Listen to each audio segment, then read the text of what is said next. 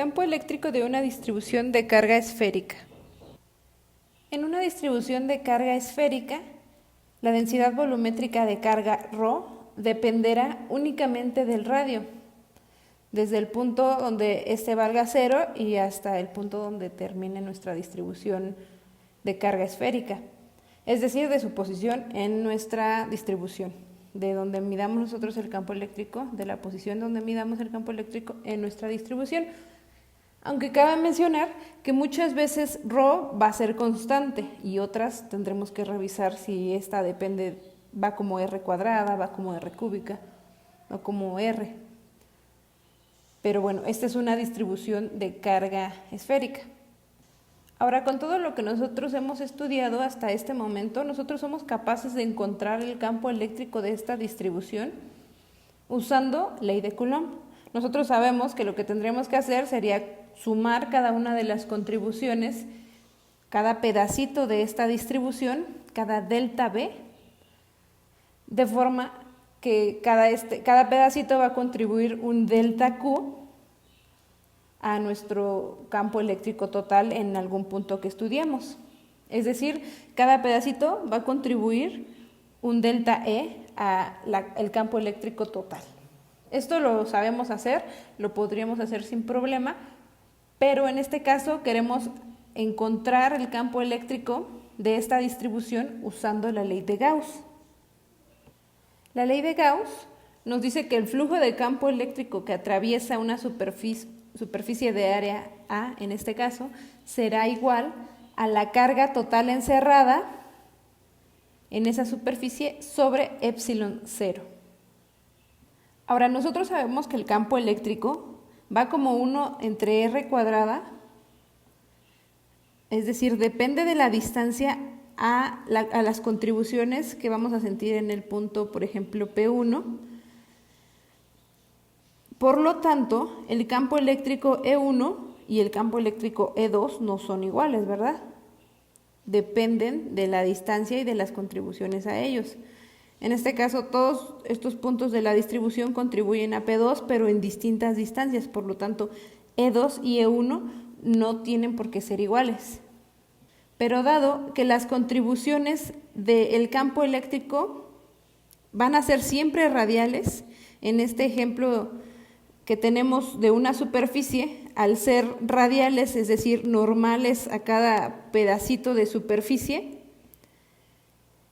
entonces podemos concluir que el campo eléctrico en toda esta superficie S2, en toda esta superficie que se le conoce como superficie gaussiana artificial, digamos, va a tener el mismo valor sobre toda esta superficie. O en este caso, sobre S1. El campo eléctrico E1 va a ser el mismo sobre toda esta superficie, dado que el campo eléctrico va radial y tiene la misma distancia a cada uno de los puntos por la forma de la distribución. Así, si nosotros analizamos el campo eléctrico, buscamos encontrar el campo eléctrico E1 que se siente en esta superficie S1, en cualquier punto de esta superficie S1, va a ser un campo eléctrico constante, es decir, en nuestra ley de Gauss lo podemos sacar de la integral, no va a cambiar en toda la superficie dA, que en este caso, en esta superficie A, que en este caso es S1. Noten que en este ejemplo, el campo eléctrico y el vector de área de A son paralelos, por lo tanto, E punto de A nos queda solo como el producto de sus magnitudes. Ya habíamos dicho que E1 en toda la superficie S1 va a ser constante, sale entonces de mi integral y me queda la integral de dA, la cual es el área. Nosotros sabemos que el área de una esfera es 4pi el radio al cuadrado. Y podríamos preguntarnos qué radio, ¿no? Hay muchos radios aquí. Bueno, pues es el radio de la superficie por la que estamos atravesando el flujo de campo eléctrico, es decir, esta superficie artificial. Eso es importante porque aquí, como ven, está de un lado el volumen y del otro lado el área, y entonces podríamos comenzar a confundirnos entre cuál es cuál, pero esta es nuestra superficie gaussiana, es la que nosotros sobre la que nosotros queremos medir el flujo del campo eléctrico. Entonces, eso no lo olviden, ténganlo en cuenta. Y en este caso corresponde a S1, por lo tanto el radio es R1, y así me queda la forma del área de mi superficie gaussiana. Ahora de este lado, nosotros tenemos que este flujo que atraviesa nuestra superficie gaussiana tiene que ser igual a 1 entre epsilon 0, la carga total encerrada. La carga total encerrada en nuestra superficie gaussiana. Pues esa resulta ser la distribución completa, distribución esférica completa. Por lo tanto, podemos garantizar que nuestra carga total encerrada pues es la carga total Q.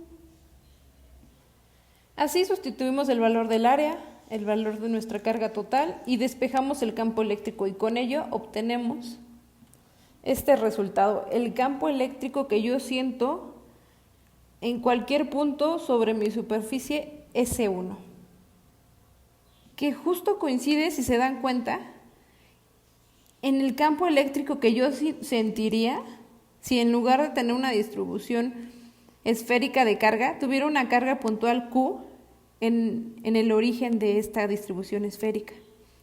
Esto lo habíamos platicado un poquito más, pero aquí lo vemos como una comprobación clara. Si yo estoy fuera de mi distribución esférica de carga, lo único que siento es como si toda la carga estuviera de forma puntual, fuera una carga puntual en el centro de mi distribución. Yo no puedo discernir si tengo una distribución esférica de carga o tengo una carga puntual.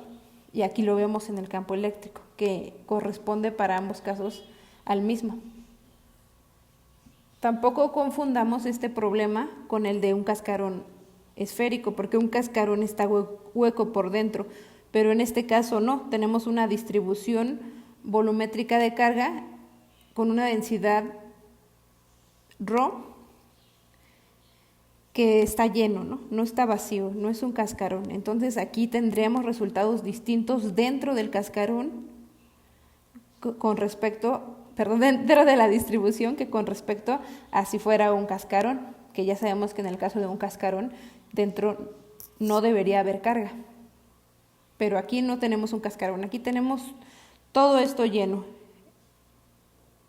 Ahora, para fijar un poco más las ideas, hagamos el siguiente ejemplo. Calculemos el campo eléctrico de una distribución de carga esférica de radio R con una densidad volumétrica de carga ρ constante. Ahora no nos dice calcule el campo eléctrico fuera de la distribución o dentro de la distribución, por lo tanto tendríamos que resolver el problema de forma general, ¿verdad? Entonces eso es importante. Y la otra cosa es que ρ es constante. Ok, entonces vamos a comenzar a resolver el problema calculando el campo eléctrico que se siente fuera de la distribución. Aquí dibujé el esquema de nuestro problema, nuestra densidad volumétrica de carga esférica, nuestra distribución de carga esférica, y aquí tenemos nuestra densidad volumétrica de carga ρ constante. Listo, entonces vamos a usar una superficie gaussiana que vamos a colocar fuera de nuestra esfera para medir ahí el campo eléctrico, ¿verdad? El flujo de campo eléctrico y por lo tanto saber cuál es el campo eléctrico fuera de nuestra esfera. Es por eso que yo aquí puse para el análisis de R mayor a R, es decir, el radio de nuestra superficie gaussiana es R minúscula. Entonces, ¿qué hacemos? Vamos otra vez a nuestra ley de Gauss. Tenemos en esta superficie que nuevamente nuestro campo eléctrico es constante, así que sale de la integral, nos queda nada más aquí el área, multiplicando por el área. Y de este lado también la densidad volumétrica de carga es constante, así que también sale de la integral. Así nos queda entonces el campo eléctrico por el área gaussiana. Recuerden que esta es nuestra área gaussiana con radio R. Por lo tanto, nuestra área es 4pi r cuadrada, r minúscula al cuadrado, De este lado nos queda 1 entre epsilon 0, sacamos la ρ constante, nos queda la integral en dB, la cual es el volumen, pero es el volumen de la carga total encerrada. La carga total encerrada la tenemos hasta R, por lo tanto tenemos que el volumen es 4/3 de pi por radio al cubo, donde esta R es la R de la distribución de carga esférica. Así, al sustituir y despejar el campo eléctrico, nos queda de esta forma, podemos cancelar el 4pi con este 4pi, y nos queda que el campo eléctrico es igual a ρ sobre 3 epsilon 0 por R mayúscula al cubo sobre R cuadrada. Y este es un valor constante. Si nosotros sabemos los valores de R mayúscula y R cuadrada es un valor, bueno, esta parte de aquí es un valor constante. Nuestra distribución ya está dada por R. La que podríamos variar es R cuadrada, es nuestra superficie gaussiana, a lo mejor la queremos más lejana todavía, pero noten que este campo eléctrico, como debe ser, decae como 1 entre R cuadrada. Por cierto, aquí no lo colocamos, pero si yo quiero decir la dirección de mi campo eléctrico, pues recuerden que es radial, por lo tanto es en dirección R. Listo. Entonces ya conocemos el campo eléctrico para cualquier punto en el espacio que va a ser dado con esta R minúscula de nuestro campo eléctrico, ¿verdad? Entonces ahora solo nos haría falta el análisis para cualquier punto dentro de nuestra distribución de carga esférica. El análisis es exactamente el mismo. Aquí tenemos nuestra distribución de carga esférica, pero ahora vamos a ponerle la superficie gaussiana dentro. Desde un punto 0, ya iremos variando R desde un punto 0 hasta un punto, hasta que R vale R mayúscula. Entonces, aquí tenemos nuestra superficie gaussiana dentro de nuestra esfera y tenemos nuestra ley de Gauss. Nuevamente, nuestro campo eléctrico sobre esta superficie ya elegida va a ser constante y sale de la integral. Aquí tenemos una pequeña sutileza, y es que aquí ya sustituí el valor de A y el valor de B porque la densidad volumétrica de carga también es constante y salía de la integral. La pequeña sutileza es que la superficie gaussiana es esta. Tiene un área igual a 4πr minúscula al cuadrado. Perfecto, hasta ahí muy bien. Pero de este lado de la ecuación, nosotros sabemos que es el volumen de la carga total encerrada. La carga total encerrada en mi superficie gaussiana tendrá este volumen, 4/3 de pi por R minúscula al cubo. Ya no tenemos estos puntos de aquí afuera, por lo tanto ya no tenemos un radio igual a R mayúscula. Ese es el pequeño detalle y vamos a sustituir. Así nos queda E igual a 1 sobre epsilon 0 por ρ sobre 1 entre 4pi por el radio al cuadrado por 4/3 de pi por radio al cubo, y se nos va este 4pi con este 4pi y esta R cuadrada con esta, nos queda aquí lineal, ¿no? Así nos queda, el campo eléctrico es igual a ρ por el radio sobre 3 epsilon 0. Aquí notemos que está curioso que el campo eléctrico crece de forma lineal como R, y este va a crecer hasta R minúscula igual a R. Y luego lo que va a pasar es que regresamos a nuestra primera parte y va a decaer de forma cuadrática. Aquí ya le puse la dirección al campo eléctrico, que es radial, y por lo tanto su gorrito. Entonces esto es lo que nosotros sentimos dentro de nuestra distribución de carga esférica. De forma general tenemos este diagrama en el que tenemos el campo eléctrico contra R, y tenemos entonces que hasta antes de llegar al radio de la distribución esférica hay un crecimiento del campo eléctrico lineal con R.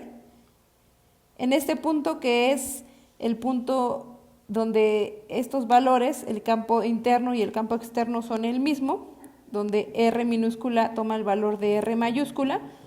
Aquí hay un quiebre y decae posteriormente como 1 entre R cuadrada cuando nosotros estamos checando fuera de la esfera el campo eléctrico. Entre más lejos nos encontremos, el campo eléctrico va a ser menor, y este es el comportamiento general que encontramos. Y con esto creo que tenemos un análisis más o menos general de una distribución esférica de carga. La forma de trabajar cualquier otra distribución esférica va a ser análoga a hacer un análisis del campo dentro y del campo fuera, apoyándonos de una superficie gaussiana para poder en 2 o 3 líneas hacer un problema que con ley de Coulomb nos habremos tardado pues un poquito más. Y bueno, pues aquí vamos a dejar este video.